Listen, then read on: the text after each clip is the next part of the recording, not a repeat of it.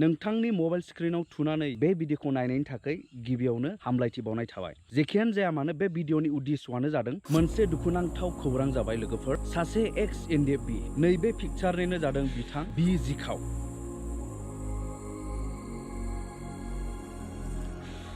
एबा जिबन ब्रह्म बिथाङानो जादों बाक्सा डिस्ट्रिक्टनि। बे बिथाङा गोबाव सम बर' हारिनि थाखाय खामानि मावबोदोंमोन।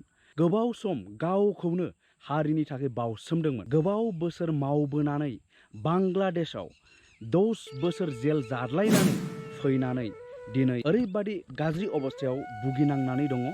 मानो होनोब्ला बे बिथांहा दा हार्टनि प्रब्लेम दङ। जोबोद खस्थ'जों बिथाङा दा गावनि जिउखौ खांगासिनो दङ। बिथाङा दिनै 10-15 मिनिट लामा थाबायब्लानो एबा खामानि मावब्लानो बिथाङा जेबो खालामनो हाया, ओरैबायदि खस्थ' मोनो होननानै फोरमायहरदों। बे बिथाङा बे बेमारनिफ्राय सोखाजानायखौ मोननो हायाखै। मानो होनोब्ला मिथिनो मोननाय बायदिब्ला बिथांनि न'खरा जोबोद गाज्रि अबस्था। दा मोजां फाहामथाय होनो एबा मोजां फाहामसालियाव लांनो थाखाय बिथांमोनहा राहा गोथेनानै दङ। दा जेखियानो जाया मानो बिथाङा सासे Ex-NDFB हिसाबै बिथाङा रिहेबिलिटेसन जायनाखि रां मोननांगौ 4 लाख बेखौबो बिथाङा मोनाखै होननानै मिथिनो मोनदों। बेबायदिनो गभर्नमेन्टनावबो एबा सरकारनावबो बिथाङा बेबायदिनो खावलायबायदोंमोन होननानै बुंदों।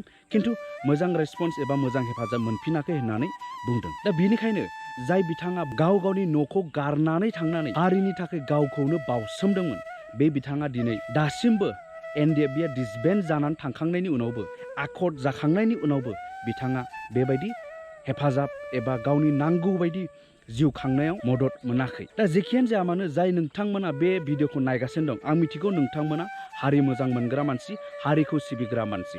बेनिखायनो जाय जोंनि थाखाय बावसोमबोबाय, जाय सेल्फलेस सार्भिस होबोबाय, गावखौनो बावसोमबोबाय हारिनि थाखाय, बे बिथांनो जोंनि पकेटनिफ्राय जुदि थाइसे थाइनैब्लाबो 10-20 थाखाब्लाबो जुदि जों बे बिथांनो हरनानै बे बिथांखौ मदद खालामनो हायोब्ला आं सानो बेबो मोनसे जोंनिफ्राय हारि सिबिनाय खामानि जागोन होननानै आं सानो।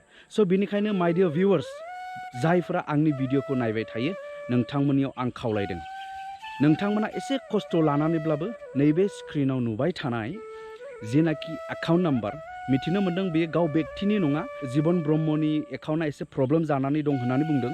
बेनिखायनो नैबे गावनि फंबाय असेनि एकाउन्ट नाम्बार बियो हिरान ब्रह्म, बे बिथांनि एकाउन्टआवनो नोंथांमोना एसे खस्थ' खालामनानैब्लाबो नोंथांमोना सोनानै हरनो हागोन। गुगोल पे, फन पे नाम्बारफोरखौ आं मोननो हायाखै, हयथ' बिसिनावहाय बेनि सुबिदा गैयाबो जानो हागौ।